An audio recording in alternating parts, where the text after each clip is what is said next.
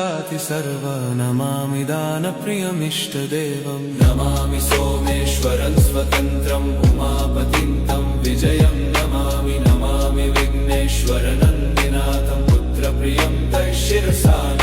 नमामि देवं भवदुःखशोकविनाशनं चन्द्रधरं नमामि नमामि गङ्गाधरमीशमीड्यमुमाधदं देववरं नमामि नमाम्यजादिशपुरन्दरादिसुरासुरैरचितपादपद्मं नमामि देवी मुखवादनानैक्षार्थमक्षित्रितयं यैष पञ्चामृतैर्गन्धसुधूपदीपैर्विचित्रपुष्पैर्विधैश्च मन्त्रैः